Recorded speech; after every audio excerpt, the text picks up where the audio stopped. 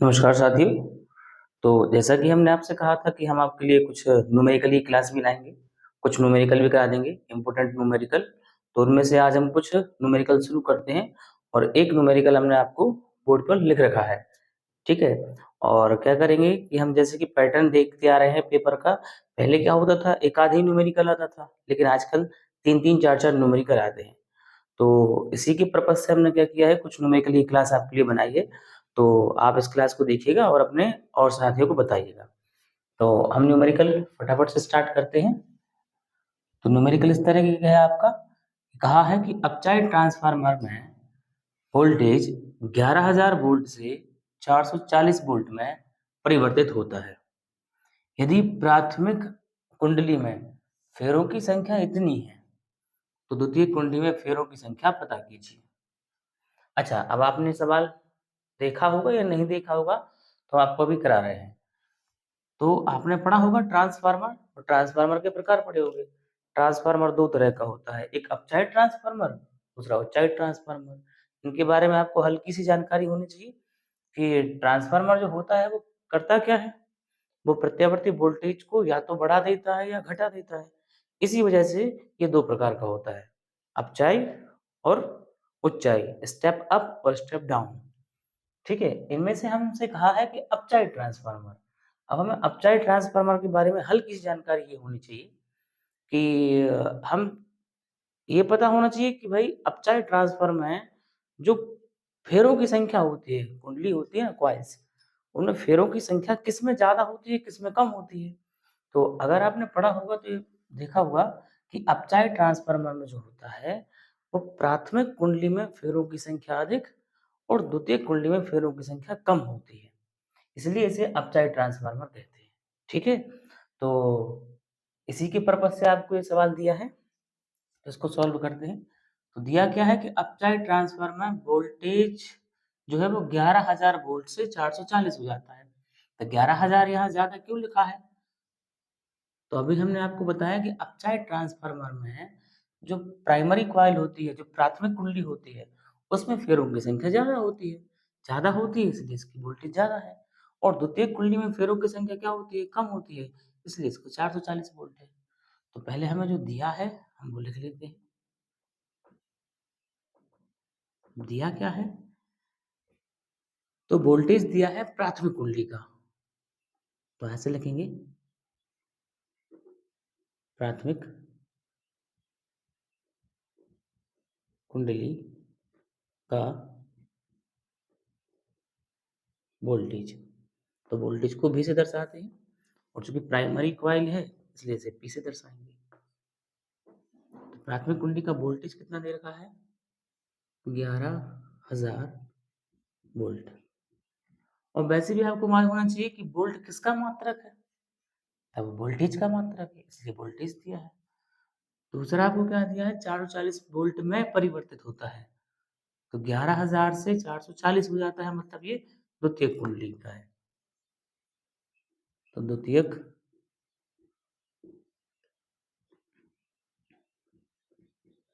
कुंडली का वोल्टेज। तो वोल्टेज को तो V से दर्शाते हैं। अब सेकेंडरी कॉइल है तो इसके लिए इसे S से दर्शाएंगे। Vs बराबर दिया है हमें 440 वोल्ट। अच्छा, और क्या दिया है?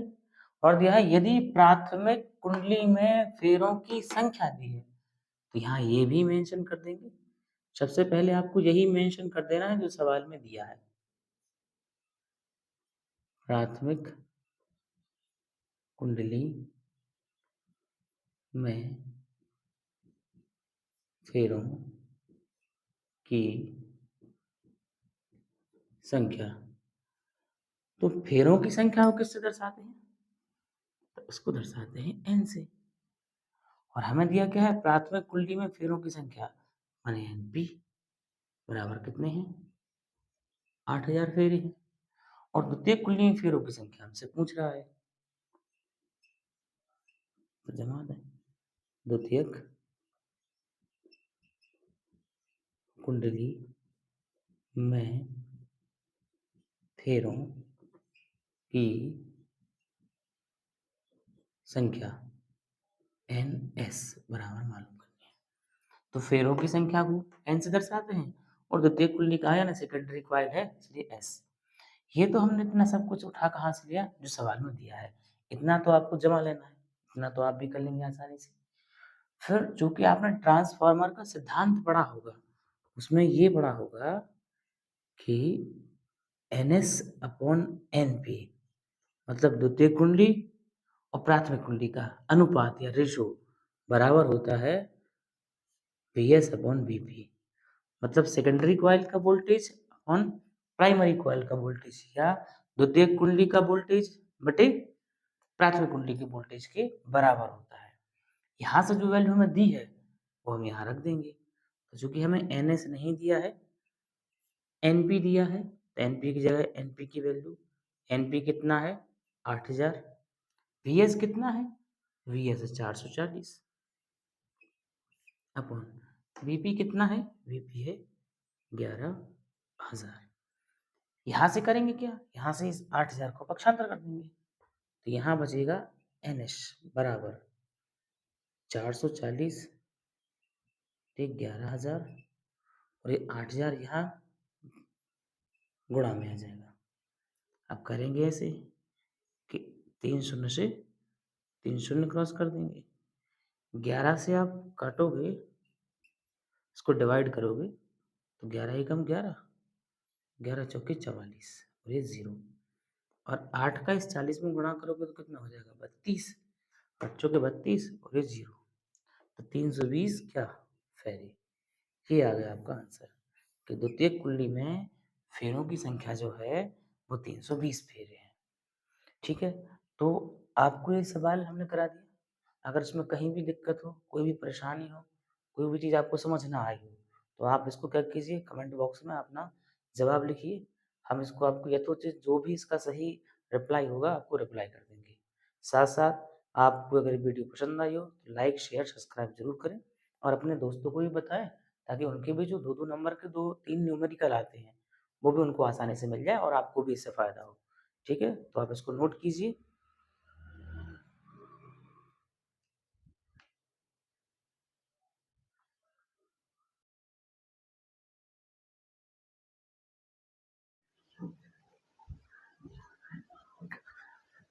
नमस्कार साथियों, तो हमने आपको इसके पहले एक न्यूमेरिकल अभी करा दिया है।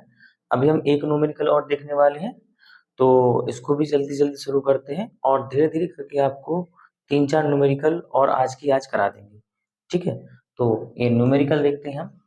क्या दिया है हमें 100 वाट 220 वोल्ट बल्ब के लिए गणना कीजिए। तो हमें दिया क्या है 100 वाट दिया है 220 वोल्ट दिया है, किसी बल्ब का है ये और हमसे दो चीजें जानना चाह रहा है। पहला कि बल्ब के तंतु का प्रतिरोध क्या है। पहला क्या है आपका कि बल्ब के तंतु का प्रतिरोध ज्ञात कीजिए और दूसरा एसी स्रोत का शिखर वोल्टेज या शिखर मान भी कहते हैं, पीक पॉइंट ज्ञात करना है इसका। तो हम इसको सॉल्व करते हैं। पहले जो हमें दिया है हम उसे लिख लेंगे। दिया क्या है, दिया होगा आपको कि 100 वाट। अच्छा, अगर आपको बिल्कुल भी मालूम नहीं कि भाई ये क्या दिया है तो आप मात्रक से अंदाज लगा सकते हो कि क्या दिया है। जैसे कि इसमें वाट दिया है, वाट किस चीज का मात्रक होता है, वाट शक्ति का मात्रक होता है। तो हमें दिया है क्या शक्ति, शक्ति को दर्शाते हैं P से, P बराबर दिया है हमें 100 वाट। दूसरा 220 वोल्ट, वोल्ट किसका मात्रक होता है, वोल्टेज का होता है। तो बल्ब का वोल्टेज V से दर्शाएंगे, कितना दिया हमें 220 वोल्ट। अब हमसे पहला पूछना चाह रहा है तो लिख लेते हैं हम पहला, बल्ब के तंतु का प्रतिरोध। तो बल्ब के तंतु के प्रतिरोध को किससे दर्शाते हैं R से, और R बराबर आपने फॉर्मूला पढ़ा होगा क्या होता है V स्क्वायर अपॉन P, ये आपने फॉर्मूला पढ़ा होगा। क्या, v स्क्वायर अपॉन p। तो यहाँ जो भी हमें वैल्यू दी है उसका मान रख देंगे। तो v की वैल्यू दी है कितनी, 220, तो 220 का वर्ग बटे p का मान कितना दिया है, 100। तो r बराबर कितना हो जाएगा, जैसे हम लिख सकते हैं 220 गुणित 220, या डायरेक्ट आप 220 का वर्ग कर लो। अगर आपसे 220 का वर्ग आता है, 220 के वर्ग से मतलब है 22 का वर्ग, 22 का वर्ग लिख लो डायरेक्ट, 484। नहीं आता तो फिर ऐसे कर लो,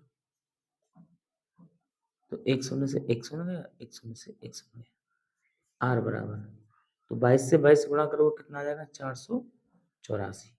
और आर है यानी प्रतिरोध है, तो प्रतिरोध का मात्रक क्या होता है, ओम।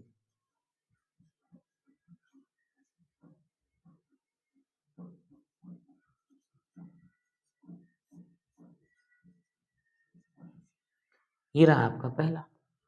अब दूसरा हमसे जानना क्या चाह रहा है कि एसी स्रोत का शिखर वोल्टेज, मतलब इसका शिखर मान कह रहा है हमसे, तो ये भी हम निकाल लेंगे आसानी से।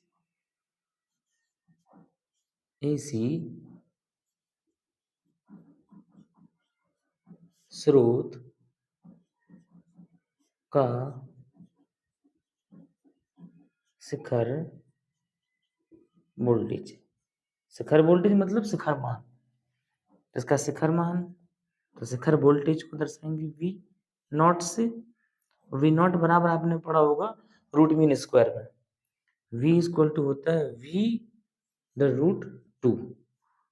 ये आपका बनता है वी आर एम एस, मतलब वी आर एम एस मतलब root mean square, root mean square ये, तो वी नॉट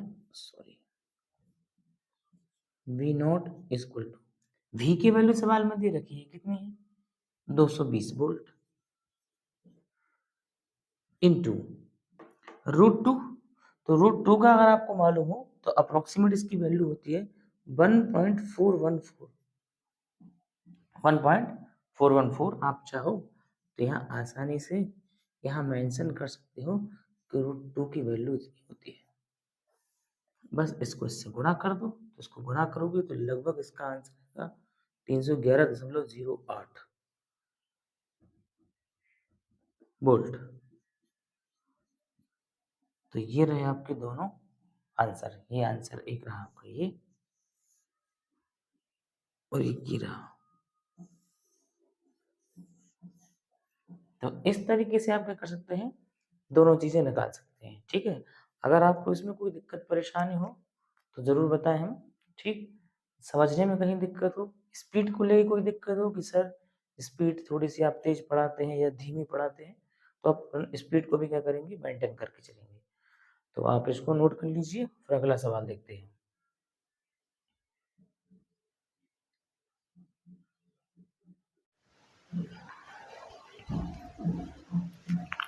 नमस्कार साथियों, तो आप अभी क्या पढ़ चुके हैं, एक व्यंजक और पढ़ चुके हैं, इसके बाद ये मतलब न्यूमेरिकल पढ़ चुके हैं, इसके बाद एक तीसरा न्यूमेरिकल है आज का। तो फटाफट से इसको भी निपटाते हैं क्योंकि हमारे पास टाइम कम है, 1-2 दिन में ही हमारा पेपर है और उसी की जल्दी जल्दी हमें तैयारी करनी है। तो आपका ये फटाफट से रिवीजन हो जाएगा, आप जल्दी जल्दी इस क्लास को देख लीजिएगा और अच्छा लगे तो अपने दोस्तों को बताइएगा। तो क्वेश्चन है कि किसी परिपथ से गुजरने वाला चुंबकीय फ्लक्स 0.02 सेकंड में 50 वेबर से घटकर 40 वेबर हो जाता है, तो परिपथ में विद्युत वाहक बल ज्ञात कीजिए। अच्छा देखो, आपने विद्युत वाहक बल पढ़ा होगा, फैराडेज लॉ में, फैराडे के नियम में आपने विद्युत वाहक बल पढ़ा होगा। ठीक है, तो इसके पहले हल्की सी जानकारी दे दें हम कि जिसे विद्युत वाहक बल कहते हैं वो एक्चुअली में प्रेरित विद्युत वाहक बल है, प्रेरित विद्युत वाहक बल, जिसे शॉर्ट में ईएमएफ कहते हैं। इसे दर्शाते हैं ई से, स्मॉल ई से दर्शाते हैं, और ई बराबर होता है minus del phi upon del t. तो हम जानते हैं कि प्रेरित विद्युत वाहक बल ई बराबर minus del phi upon del t होता है। ये आपने फैराडे के द्वितीय नियम में आपने इसे सिद्ध भी किया होगा। अब आगे देखते हैं हमें दिया क्या है, क्योंकि इसी फॉर्मूले से होना है तो हमने इसे पहले लिख लिया। अब दिया क्या है, किसी परिपथ से गुजरने वाला चुंबकीय फ्लक्स इतने सेकंड में, सेकंड दिखा रहा हूं, सेकंड किस चीज का मात्रक होता है, समय का, टाइम का। तो ये डेल टी की वैल्यू दी है, तो डेल टी बराबर 0.02 सेकंड। और क्या दिया हमें, 50 वेबर से घटकर इतने वेबर हो जाता है। तो इसका मतलब हमें दिया है क्या, वेबर मतलब फ्लक्स दिया है। तो फाई बराबर क्या होता है, तो फाई 1 बराबर होगा आपका कितना, तो 50 से घटकर 40 हो जाता है, मतलब फाई 1 हो गया 50 वेबर।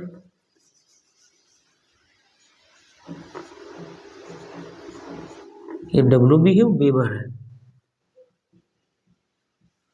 और फाई 2 ये कितना घट के हो जाता है, तो 40 वेबर हो जाता है। तो हमसे पूछ रहा है ईएमएफ में ई मतलब विद्युत वाहक बल ज्ञात कीजिए।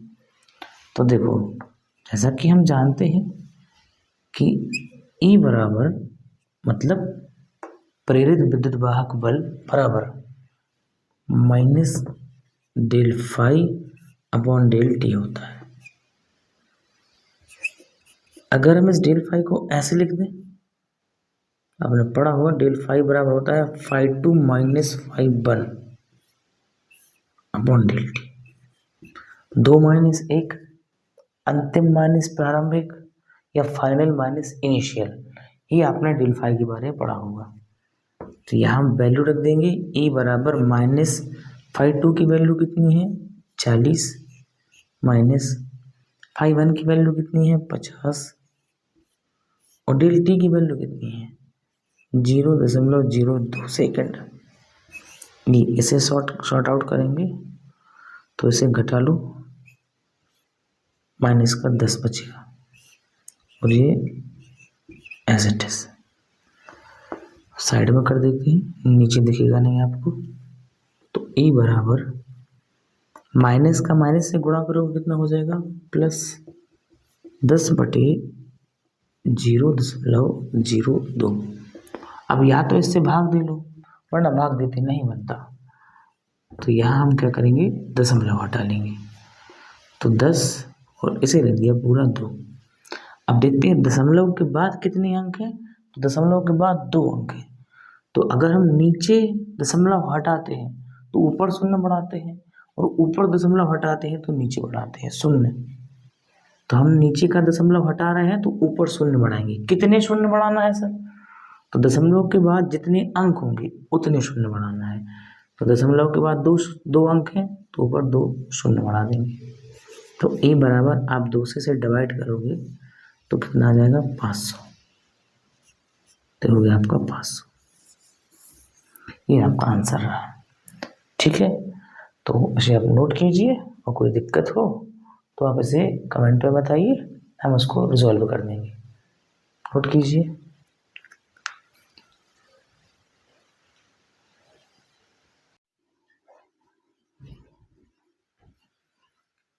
नमस्कार दोस्तों, तो अभी हम अगला व्यंजक करने या न्यूमेरिकल करने वाले हैं। तो अगला न्यूमेरिकल देखते हैं। 2 हीटर समान विभवांतर पर चलाए जाते हैं। तो 2 हीटर हैं, उनका विभवांतर कैसा है, समान है, चलाए जाते हैं यदि उनकी शक्ति 1 किलोवाट, यहाँ मेंशन कर ले, यदि उनकी शक्ति कितनी है 1 किलोवाट एवं 1.5 किलोवाट है, मतलब एक किलोवाट का है, एक 1.5 किलोवाट का है, तो उनके तंतुओं के प्रतिरोधों का अनुपात ज्ञात कीजिए। तो हमसे प्रतिरोध का अनुपात पूछ रहा है। तो पहले हमें दिया क्या है, हम ये लिख लें। तो हमें दिया है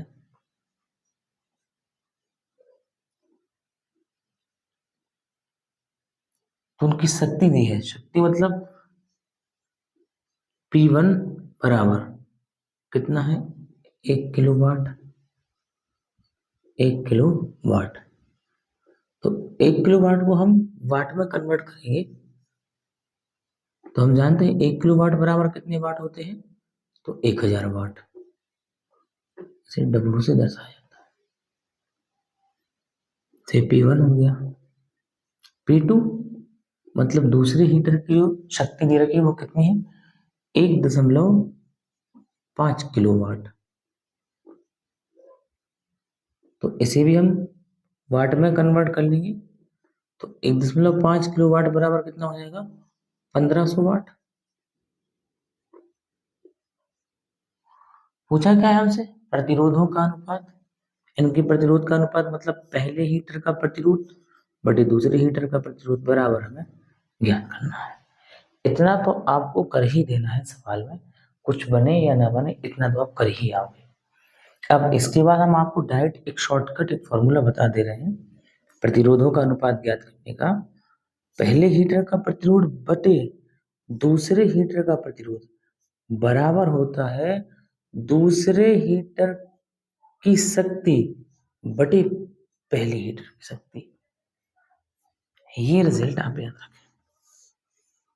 R1/R2 इक्वल टू P2/P1, इनमें इनवर्सली रिलेशन होता है।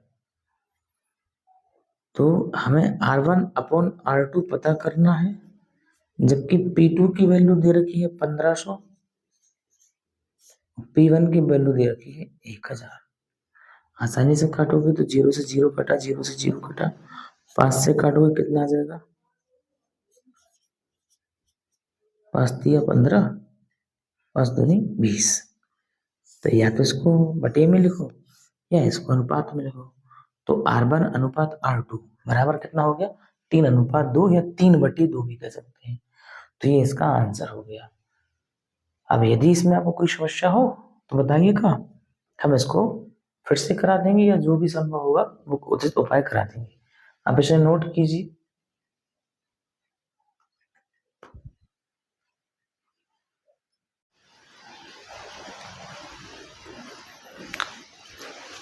आइए मित्रों, तो हम क्या करते हैं, अगला न्यूमेरिकल देखते हैं। अगला न्यूमेरिकल क्या है, किसी अवतल दर्पण के मुख्य अक्ष पर 3 गुना वास्तविक प्रतिबिंब। तो पहली बात तो अवतल दर्पण दिया है और अवतल दर्पण द्वारा बना प्रतिबिंब हम जानते हैं वास्तविक होता है, और एक 3 गुना वास्तविक प्रतिबिंब 60 सेंटीमीटर की दूरी पर बनता है।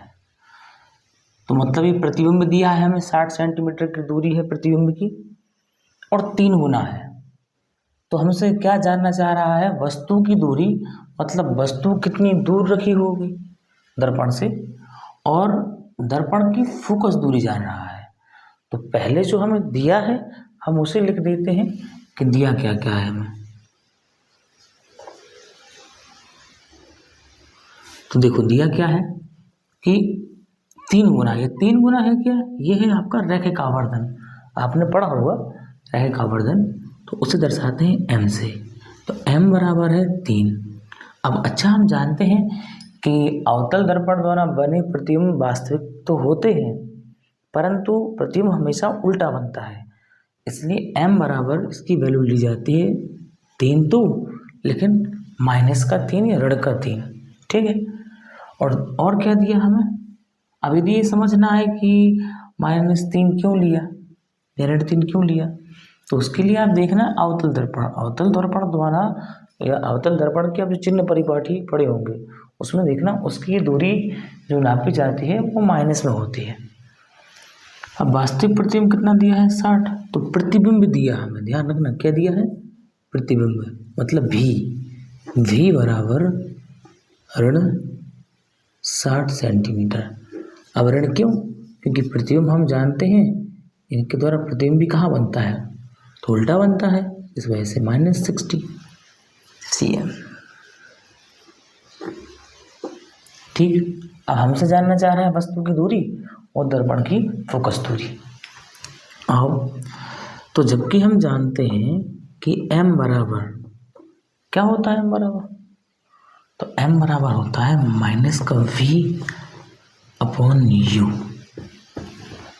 m बराबर -v/u। तो m की value -3 equal to minus v की वैल्यू कितनी है माइनस का 60, यू है पता नहीं,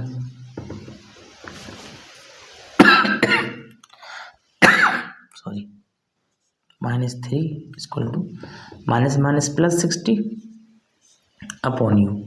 हम क्या करेंगे, इसको यहाँ रख देंगे, इसको यहाँ रख देंगे,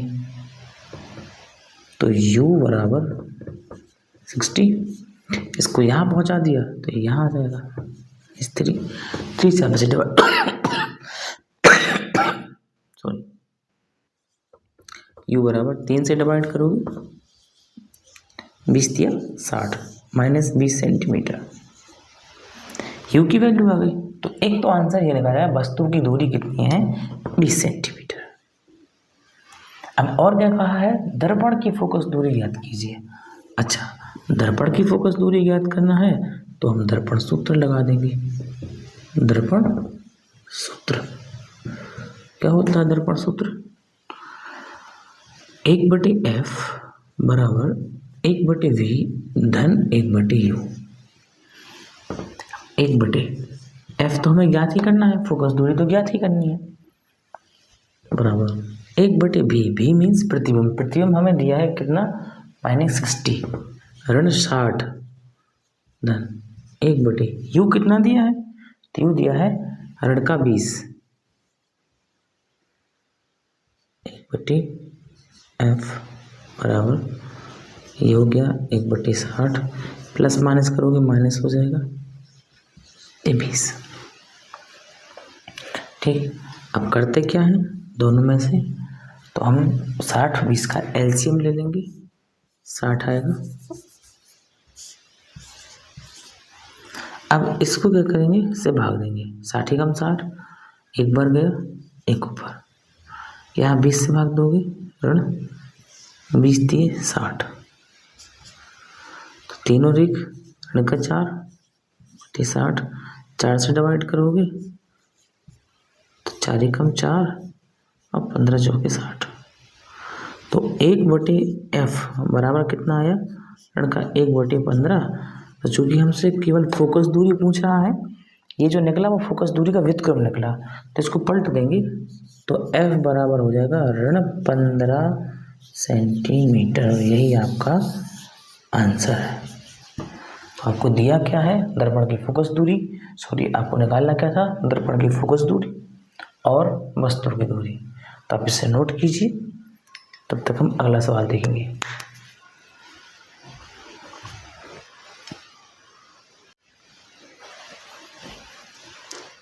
आइए तो मित्र अगला सवाल देखते हैं। दोस्तों अगला सवाल क्या है, दो तरंगों के आयामों का अनुपात दिया है 16:9 है और उनके अध्यारोपण के फलस्वरूप अधिकतम एवं न्यूनतम तीव्रताओं का अनुपात ज्ञात करना है हमें। तो देखो, इस सवाल को करने से पहले आपने एक चीज़ पढ़ी होगी, क्या नहीं पढ़ी तो यहाँ समझ लो कि जो किसी भी तरंग की तीव्रता होती है और तरंग की तीव्रता को आई से दर्शाते हैं। तरंग की तीव्रता आई उसके आयाम के वर्ग के, आयाम को इस दर्शाते हैं, आयाम के वर्ग के समानुपाती होता है। ये बात आप याद रख लो, याद हो तो अच्छी बात है, नहीं हो तो यहाँ देख लें कि किसी भी तरंग की तीव्रता आई उसके आयाम के, ए फॉर एम्पलीट्यूड, आयाम के वर्ग के समानुपाती होती है। ठीक है, ये हमें याद रखना है और इसी से ये बना हुआ है। तो पहले दिया क्या है वो लिख लेते हैं, दो तरंगों के आयामों का अनुपात दिया है।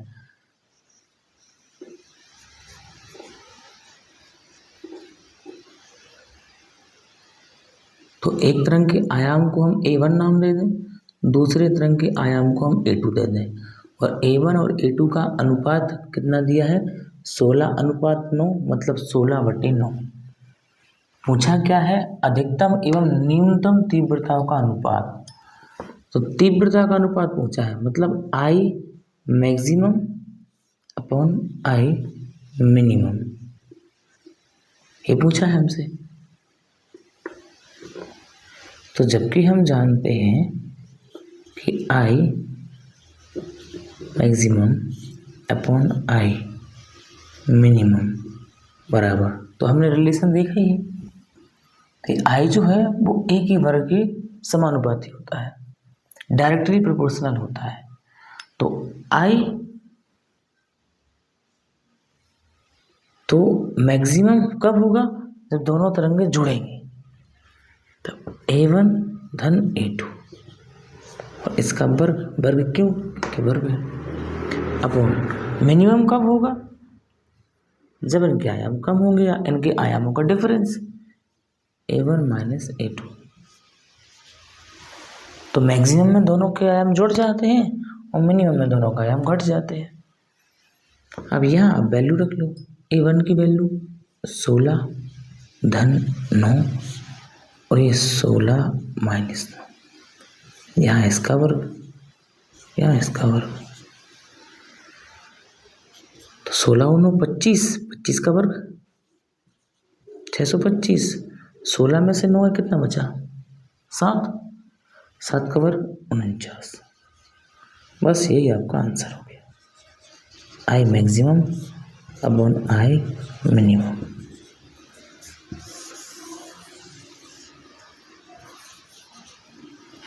तो ये रहा आपका आंसर, नोट कीजिएगा।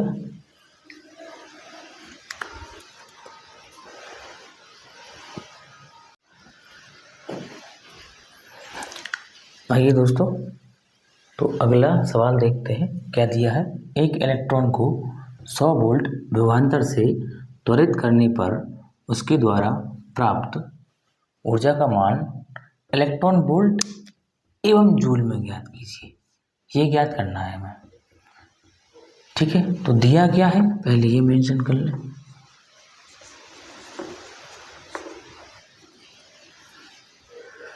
तो विभवांतर दिया है हमें, विभवांतर V बराबर 100 वोल्ट, और क्या दिया है, कहा है एक इलेक्ट्रॉन को 100 वोल्ट विभवांतर से त्वरित करने पर, एक इलेक्ट्रॉन है उसको हम 100 वोल्ट विभवांतर देंगे, जिससे वो गति करने लगेगा, त्वरित हो जाएगा, उसके द्वारा जो प्राप्त ऊर्जा होगी वो हमें इलेक्ट्रॉन वोल्ट में निकालना है और जूल में निकालना है। तो पहले हम क्या निकाल लेते हैं, इलेक्ट्रॉन वोल्ट में निकाल लेते हैं। तो हम जानते हैं, इसको पहला लिख लें ऐसा,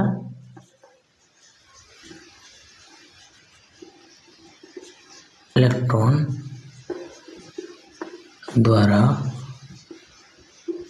प्राप्त ऊर्जा। तो ऊर्जा बराबर क्या हुआ, तो हम जानते हैं क्या होता है, आवेश गुणित विभवांतर, ये फॉर्मूला होता है, आवेश गुणित विभवांतर।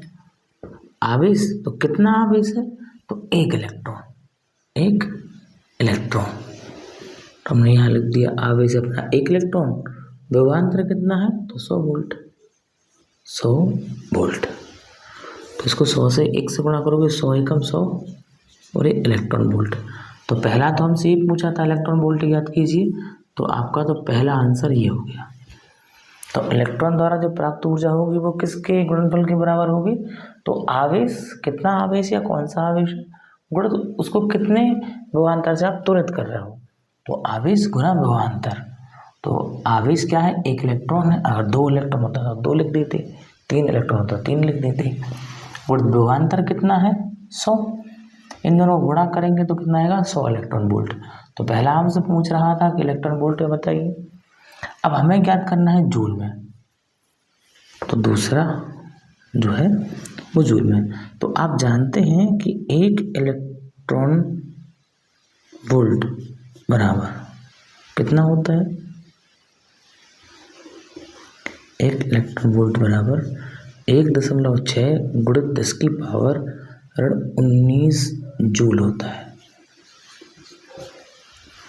अब जबकि हमें दिया कितना है 100 इलेक्ट्रॉन वोल्ट, तो 100 इलेक्ट्रॉन वोल्ट को जूल में कन्वर्ट करना है, तो 100 इलेक्ट्रॉन वोल्ट बराबर कितना हो जाएगा, तो 1.6 गुना 10 की पावर 19 और इसको 100 से गुणा कर देंगे।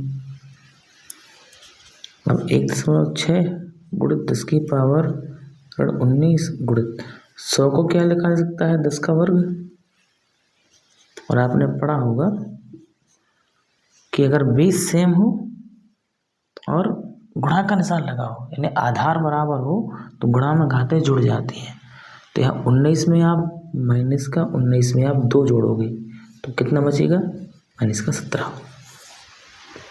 तो गुणित 10 की पावर 17 और ये बन गया आपका जूल। तो एक आंसर आपका ये रहा। तो हमने आपको क्या कराया, कुछ सवाल कराए हैं, कुछ न्यूमेरिकल्स कराए हैं। आपको ये बहुत ज़्यादा इम्पोर्टेंट है परीक्षा की दृष्टि से।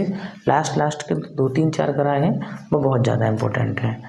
तो अगर आपको वीडियो पसंद आई हो तो लाइक शेयर सब्सक्राइब करें और आगे इसको अपने साथियों को, अपने मित्रों को और बताएं। ठीक है, तो नोट कर लीजिएगा।